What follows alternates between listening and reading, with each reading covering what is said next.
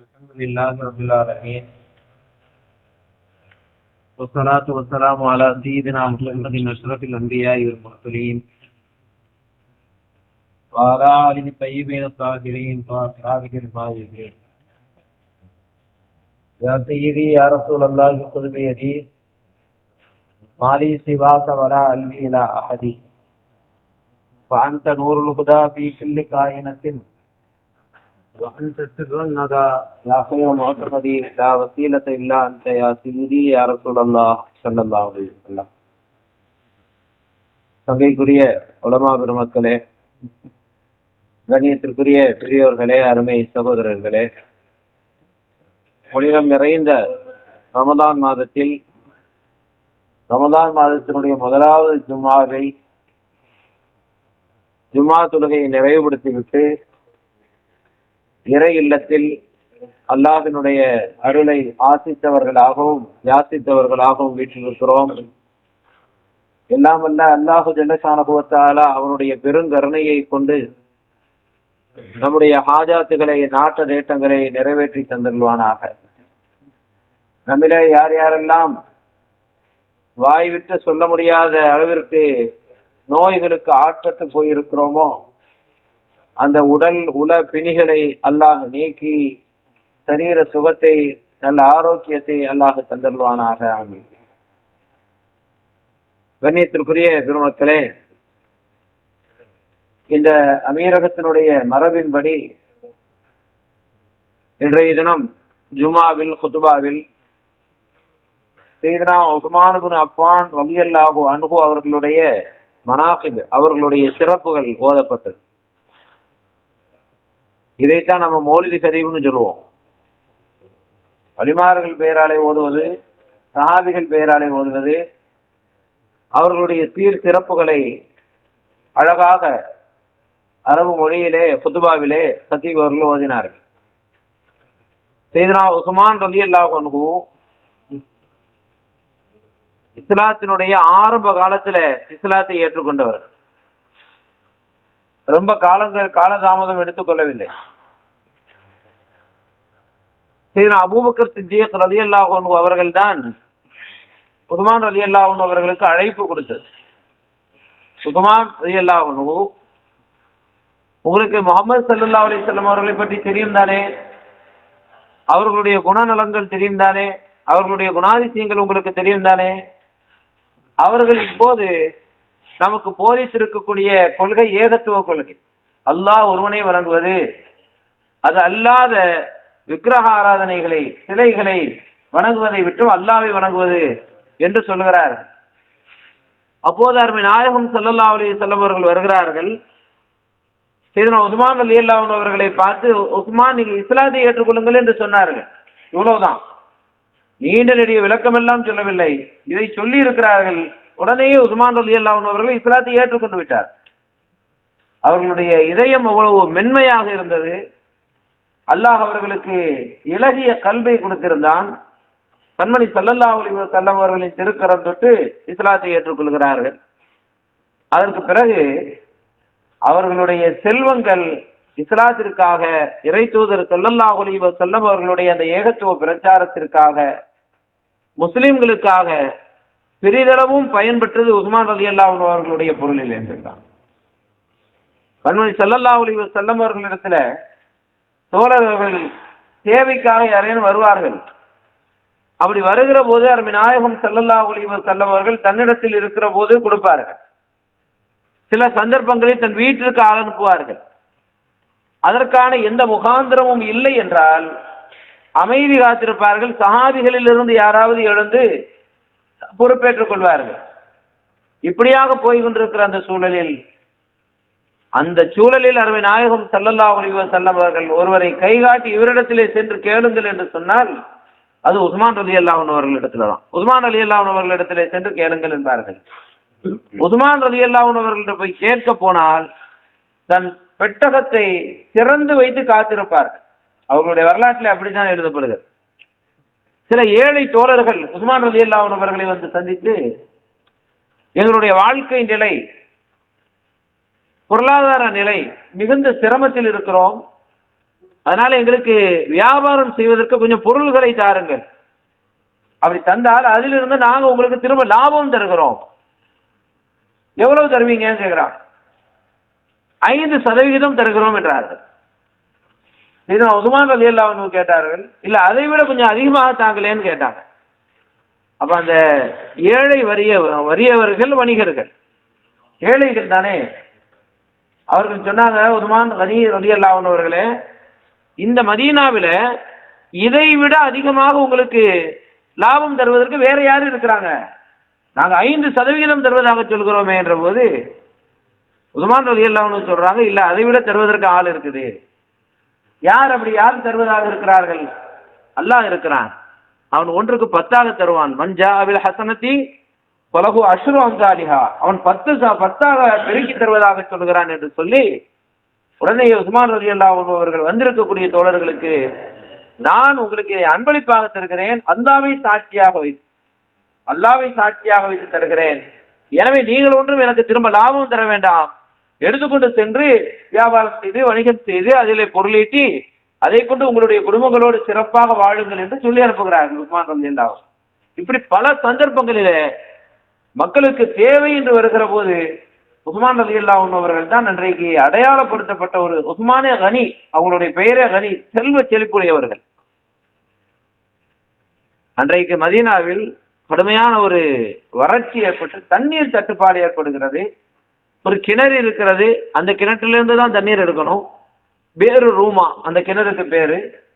அது ஒரு யூதருக்கு சொந்தமானது. அந்த யூதர்களுக்கு தண்ணீர் கொடுக்கிறார், முஸ்லிம்களுக்கு தண்ணீர் எடுப்பதற்கு அனுமதிப்பதில்லை. அந்த சூழலில் அருமை நாயகம் ஸல்லல்லாஹு அலைஹி வஸல்லம் அவர்கள் சூழ இருக்கிற தன்னுடைய தோழர்களிடத்தில் தேவையை வெளிப்படுத்துகிறார்கள்.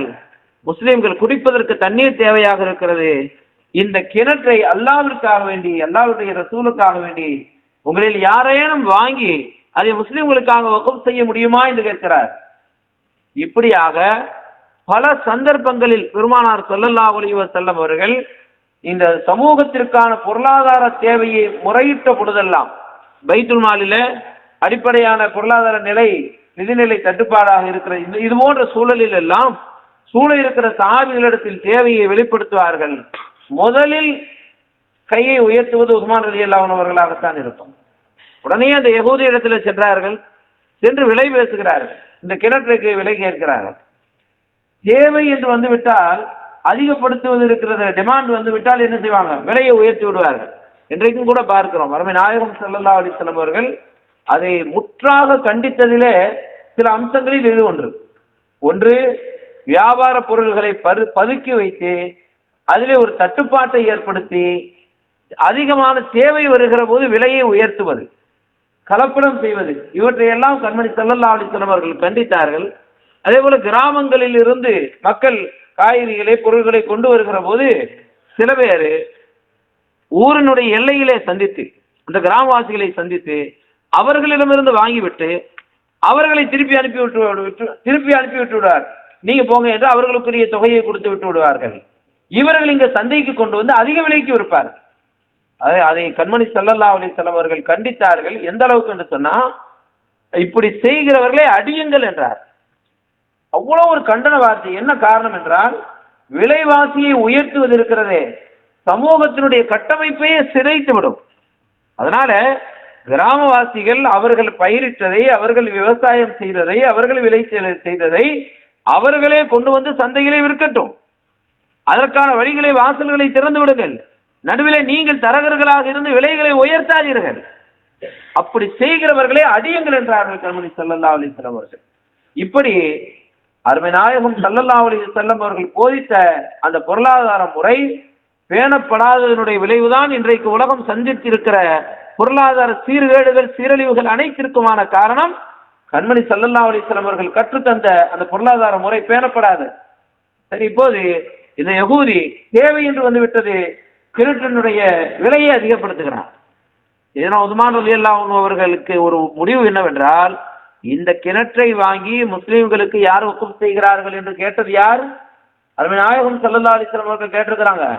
அதனால என்ன விலையானாலும் சரி கொடுத்து விடுவது என்று தயாராகிறார்.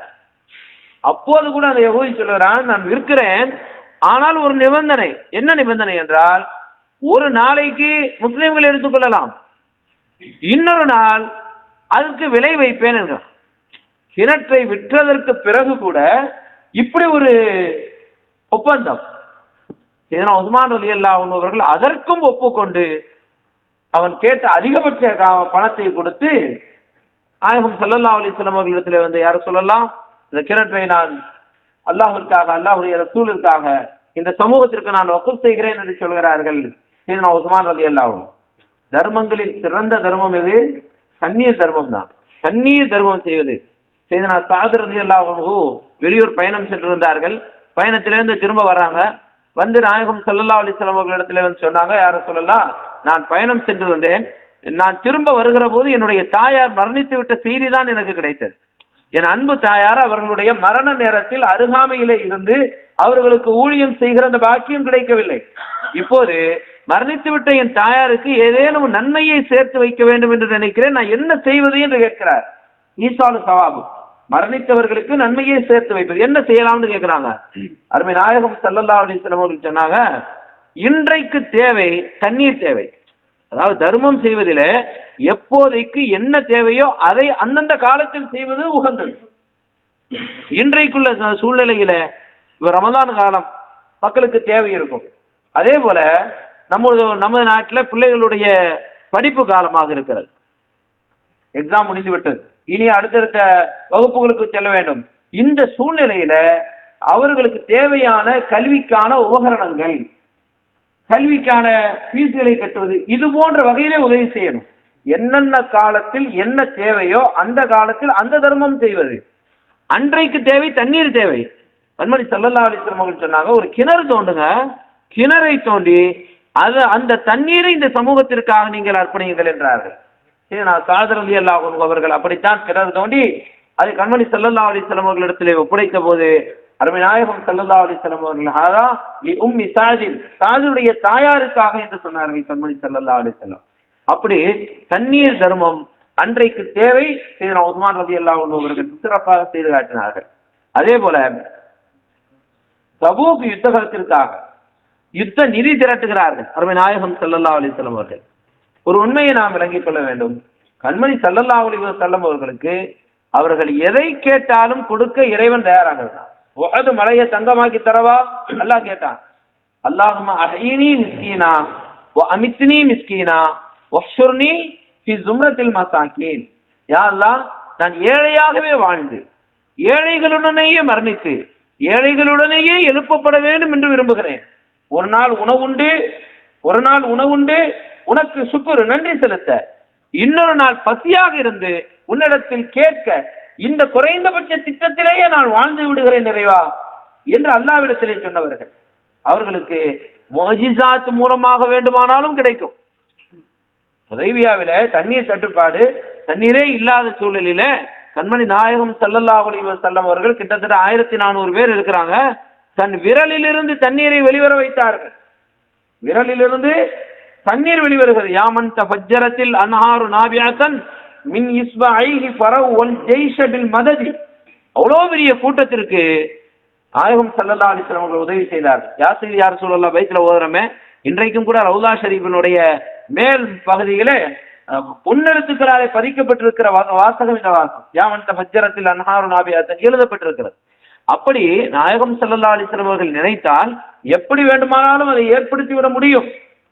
ஆனா சஹாபிகளுக்கு அதை கற்றுக் கொடுக்கிறார்கள், அடுத்தடுத்த சமூகத்திற்கு போதிக்கிறார்கள். சமுதாயத்தினுடைய தேவை என்று வருகிற போது சமூகத்தினுடைய பிரமுகர்கள், செல்வந்தர்கள், நல்ல நிலையிலே உள்ளவர்கள் சமுதாயத்தினுடைய கட்டமைப்பை வலுப்படுத்துகிற வகையில் அவர்களாக சேர்ந்து அவரவர்களுடைய பங்குகளை வழங்கி இந்த சமுதாயத்தின் தேவையை நிறைவேற்ற வேண்டும் என்கிற அந்த போதனை முறையை பெருமானார் ஸல்லல்லாஹு அலைஹி வஸல்லம் கற்றுக் கொடுக்கிறாங்க. தபூக் யுத்தகத்திற்கு நிதி கொடுங்கள் என்கிற போது சையதுனா உஸ்மான் ரலியல்லாஹு அன்ஹு அவர்கள் தங்க காசுகளை, தங்க நாணயங்களை கொண்டு வந்து கொடுத்தார்கள். அத கண்மணி ஸல்லல்லாஹு அலைஹி வஸல்லம் அவர்கள் இந்த நெல்மணிகளை, அரிசிகளை நாம் அள்ளி ஒரு கையிலிருந்து இன்னொரு கைக்கு போடுவோமே, இதே போல தங்க நாணயங்களை அள்ளி அள்ளி போடுகிறார். உஸ்மான் ரலியல்லாஹு அன்ஹு பார்க்கிறாங்க. எம்பெருமானார் ஸல்லல்லாஹு அலைஹி வஸல்லம் அவர்களுக்கு எப்போதும் ஒரு விருப்பம் என்னவென்றால், யாரேனும் அன்பளிப்பு கொடுத்தால் அன்பளிப்பு கொடுத்தவர்களை மகிழச் செய்கிற வகையில் யாரேனும் ஒரு ஆடை கொடுத்தால் உடனே அதை போர்த்திக் கொள்வது, ஒரு போர்வையை கொண்டு வந்து கொடுத்தால் உடனே போர்த்திக் கொள்வது. ஏனென்றால் பார்க்கிற அந்த கொடுத்தவருக்கு ஒரு சந்தோஷம் ஏற்படுமே. அப்படி உஸ்மான் ரலியல்லாஹு அன்ஹு தங்க நாணயங்களை கொடுத்த போது தன் கைகளாலே அள்ளி அள்ளி போடுகிறார். இன்னொரு சந்தர்ப்பத்தில் சூழ இருக்கிற போதுதான் பொருளாதார தேவை, பைத்துல் மாலுக்கு சமூகத்திற்கு தேவை என்கிற போது உஸ்மான் ரலியல்லாஹு அன்ஹு அந்த இடத்திலேயே 1000 பொற்காசுகளை எடுத்து கொடுத்தாங்க. கண்மணி ஸல்லல்லாஹு அலைஹி வஸல்லம் அவர்கள் அவர்களுடைய உஸ்மான் ரலியல்லாஹு அன்ஹு அவர்களுடைய கரங்களை முத்தமிட்டார்கள். கரங்களை முத்தமிட்டு விட்டு உஸ்மான் ரலியல்லாஹு அன்ஹு அவர்களுக்கு துஆ செய்கிறார்கள். இனி உஸ்மான் ரலியல்லாஹு அன்ஹு செய்கிற எல்லாவற்றிலும் உஸ்மான் ரலியல்லாஹு அன்ஹு அவர்கள் செய்கிற எந்த ஒன்றும் இந்த நாளுக்கு பிறகு எதுவுமே அவர்களுக்கு தோற்காது, அவர்கள் தொடுகிற துறையெல்லாம் துளங்கும் என்று கண்மணி ஸல்லல்லாஹு அலைஹி வஸல்லம் அவர்கள் உஸ்மான் ரலியல்லாஹு அன்ஹு அவர்களுக்கு துஆ செய்தார்கள், பிரார்த்தனை செய்தார்கள். இப்படியாக உஸ்மான் ரலியல்லாஹு அன்ஹு அவர்களுக்கு சில சுப செய்திகளை சொன்னார்கள். அவர்களுடைய பிந்திய காலத்தில் நடக்க இருக்கக்கூடிய செய்திகளை எல்லாம் கூட நாயகம் ஸல்லல்லாஹு அலைஹி வஸல்லம் அவர்கள் சொன்னார்கள்.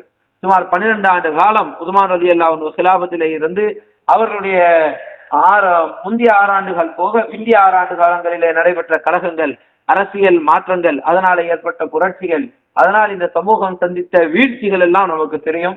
இதுல இப்படி இருக்க அந்த உஸ்மான் ரலியல்லாஹு அன்ஹு அவர்கள் மீதே ஒரு காழ்ப்புணர்வு எல்லாம் ஏற்பட்டது. கண்மணி ஸல்லல்லாஹு அலைஹி வஸல்லம் சொன்னாங்க, உஸ்மான் ரலியல்லாஹு அன்ஹு உங்களுக்கு ஒரு கமீஸ் சட்டை அணிவிக்கப்படும், அதை நீங்களாக கழற்றாதீர்கள், கழற்றப்படுகிற வரை என்றார்கள். அப்படியானால் என்ன பொருள்? உஸ்மான் ரலியல்லாஹு அன்ஹு அவர்களுக்கு அணிவிக்கப்படுகிற அந்த கமீஸ் என்பது ஆட்சியை சொல்லப்படுகிறது, খিলাফத் உங்களுக்கு வழங்கப்படும், அதை உங்களிடமிருந்து பறிப்பார்கள், நீங்க ஷஹீதாக்கப்படுவீங்கிறத கண்மணி ஸல்லல்லாஹு அலைஹி வஸல்லம் அவர்கள் பல சந்தர்ப்பங்கள்ல சொன்னாங்க. ஒரு முறை உஹது மலையில ஏறிக்கொண்டிருக்கிறார்கள். கண்மணி ஸல்லல்லாஹு அலைஹி வஸல்லம் அவர்கள் சையதுனா அபூபக்கர் சித்திக் ரலியல்லாஹு அன்ஹு, சையதுனா உமர் இப்னுல் கத்தாப் ரலியல்லாஹு அன்ஹு, சையதுனா உஸ்மான் ரலியல்லாஹு அன்ஹு இப்படி 4 பேருமாக ஏறும்போது அங்கே உஹது மலை அசைகிறது, மலை துளும்புகிறது, ஒரு மகிழ்ச்சியில ஆனந்த ஆட்டம் அது. கண்மணி ஸல்லல்லாஹு அலைஹி வஸல்லம் அவர்கள் தன்னுடைய காலாலே மலையை லேசாக தட்டுகிறார்கள். உஸ்புத் உஹத், உஹத் அமைதியாக இரு, உன் மீது யார் இருக்கிறோம் தெரியுமா? ஒரு நபி, ஒரு சித்திக், 2 ஷஹீதுகள் இருக்கிறோம் என்றார். நபி நாயகம் ஸல்லல்லாஹு அலைஹி வஸல்லம், ஒரு சித்திக் அபூபக்கர் சித்திக் ரலியல்லாஹு அன்ஹு, 2 ஷஹீதுகள் என்கிறார்கள். அதாவது சையதுனா உமர் இப்னுல் கத்தாப் ரலியல்லாஹு அன்ஹு அவர்களும் சையதுனா உஸ்மான் ரலியல்லாஹு அன்ஹு அவர்களும் ஷஹீதாக்கப்பட இருக்கிறார்கள் என்கிற செய்தியை முன்னரே தெரிவிக்கிறார்கள் பெருமானார் ஸல்லல்லாஹு அலைஹி வஸல்லம். இப்படி இருக்க சிந்திய காலம் சையதுனா அப்துல்லாஹ் இப்னு உமர் ரலியல்லாஹு அன்ஹு அவர்கள் ஹஜ்ஜுக்கு வந்து ஹஜ் செய்துவிட்டு ஹரமிலே அமர்ந்திருக்கிறார்கள். சூழ மக்கள் இருக்கிறார்கள். மிஸ்ரில் இருந்து ஒரு மனிதர் வந்திருக்கிறார். அவர் கேட்டார், இங்கே குறைஷிகள் இருக்கிறீர்களா? ஆமாம் இருக்கிறோம். அவர்களிலே சிறந்த அப்துல்லாஹ் இப்னு உமர் ரலியல்லாஹு அன்ஹு வந்திருக்கிறாங்களா? ஆமா இருக்கிறாங்க, இதான் இருக்கிறாங்க. அப்படியே அப்துல்லாஹ் இப்னு உமர் ரலியல்லாஹு அன்ஹுமா, உங்களிடத்துல நான் சில கேள்விகளை கேட்கிறேன், நீங்க அதற்குரிய பதிலை சொல்லிருங்களேன். சரி கேளுங்களேங்கிறாங்க. பத்ரு யுத்த காலத்துல உஸ்மான் ரலியல்லாஹு அன்ஹு அவர்கள் கலந்து கொள்ளவில்லை, உண்மைதானா? பத்ரு யுத்தத்திற்கு வரல, எவ்வளவு முக்கியமான ஒரு போர். அந்த போருக்கு உஸ்மான் ரலியல்லாஹு அன்ஹு அவர்கள் கலந்து கொள்ளவில்லை, உண்மைதானா என்று கேட்கிறார்கள். இதன் அப்துல்லாஹ் இப்னு உமர் ரலியல்லாஹு அன்ஹு ஆமாம் கலந்து கொள்ளவில்லை என்கிறார். உஹது யுத்த காலத்திலே சில சஹாபிகள் திரும்பி போனார்களே, அவர்களிலே உஸ்மான் ரலியல்லாஹு அன்ஹு அவர்களும் சேர்ந்து திரும்பி போனார்கள், உண்மைதானா? ஆமாம் அப்படித்தான். ஹுதைபியாவில பைஅத் நடைபெற்றதே கண்மணி ஸல்லல்லாஹு அலைஹி வஸல்லம் அவர்கள், அந்த இடத்திலே உஸ்மான் ரலியல்லாஹு அன்ஹு அவர்கள் இருக்கவில்லை, உண்மைதானா? ஆமா உண்மைதான். இந்த 3மே உண்மைதான். ஆனா வந்த மனிதர் கேட்ட விதம் எப்படி தெரியுமா? உஸ்மான் ரலியல்லாஹு அன்ஹு அவர்கள் மீது ஒரு குற்றச்சாட்டு சுமத்துகிற வகையிலே கேட்கிறார். இதற்கான பதிலை சொல்லிவிட்டு அப்துல்லாஹ் இப்னு உமர் ரலியல்லாஹு அன்ஹு அவர்கள் அந்த மனிதரை சொல்றாங்க, கொஞ்சம் நில்லுங்க, நான் சில விஷயங்களை விளக்கங்களை சொல்கிறேன், அதையும் கேட்டுவிட்டு அதையும் கொண்டு போங்க உங்களோட என்று சொல்கிறார். ஏனென்றால் சில பேர் கேள்விகளை கேட்பார்கள், மூடலாக கேட்பார்கள். கேள்வி கேட்கும்போது அந்த அது கூடுமா இது கூடுமான்னு கேட்கும் போதே சில விஷயங்களை மூடலாக கேட்பது முந்தைய காலங்களில் அப்படிதான் நடந்தது. ஒரு ஆலிமரத்துல பத்துவா கேட்கிறாங்க. அன்றைக்கெல்லாம் அரபு தமிழ்ல தானே எழுதுவாங்க. அப்படி எழுதும்போது அக்கா இருக்க தங்கையை மணக்கலாமா, திருமணம் செய்யலாமான்னு கேட்கிறாங்க. லாத்தா தங்கச்சி 2 பேரும் இருக்கிறாங்க. இவங்கள அக்காவை விட்டுட்டு தங்கச்சியை மனம் முடிக்கலாமா என்ற கேள்வி. ஆலிம் அவர்கள் பதில் எழுதிட்டாங்க, அரபு தமிழ்ல எழுதுறாங்க, அக்கா இருக்க தங்கையை மணக்கலாம். இவர் கொண்டு போயிட்டாரு. போனா அங்க கட்டையும் கம்மியும் தூக்கிட்டு வர்றாங்க. எப்படி செய்யலாம்னு என்ன விஷயம்னு கேட்டா, அக்கா இருக்க அக்காவையும் இவர் தான் கட்டி இருக்கிறார். இவர் கேட்டவரு அக்காவையும் கட்டி இருக்கிறார். அக்காவும் இருக்க தங்கையும் மணக்கலாமான்னு கேட்கிறார். அப்படி அல்லவா கேட்டிருக்கணும். ஏற்கனவே இந்த அக்காவை நான் கல்யாணம் கட்டி இருக்கிறேன், 2 உடன்பிறந்த சகோதரிகளை திருமணம் செய்ய முடியுமா என்று கேட்கணும். சில சந்தர்ப்பங்கள்ல மக்கள் தங்களுக்கு சாதகமான பதில் கிடைக்க வேண்டும் என்பதற்காக இப்படி கேட்பது வழக்கம். இப்படி கேட்டு விட்டார் என்ற போது அப்ப அந்த ஹஜ்ரத் ஆலிம் சாஹிப் என்ன செய்றாங்க, அதை பத்துவா கொண்டாங்க வாங்கி அரபு தமிழ்ல தானே எழுதுறாங்க. அந்த இருக்க அந்த ரயில உள்ள பேச ஜபராக்கி அக்கா இறக்க தங்கையை மணக்கலாம்.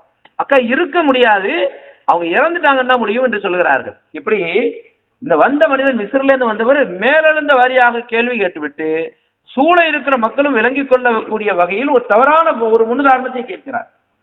இது அப்துல்லாஹ் இப்னு உமர் ரலியல்லாஹு அன்ஹுமா உடனே அழைத்து சொன்னாங்க, பத்ர் யுத்த களத்துல அருமை நாயகம் ஸல்லல்லாஹு அலைஹி வஸல்லம் அவர்கள் தான் சொன்னார்கள், உஸ்மான் ரலியல்லாஹு அன்ஹு அவர்களை நீங்க யுத்தத்துல கலந்துக்கிற வேணாம். ஏன்? அப்போது உஸ்மான் ரலியல்லாஹு அன்ஹு அவர்களுடைய மனைவி சையதத்துனா ருக்கையா ரலியல்லாஹு அன்ஹா நாயகம் ஸல்லல்லாஹு அலைஹி வஸல்லம் அவர்களுடைய மகள், அவங்க உடல் நலக்குறைவாக இருக்கிறாங்க.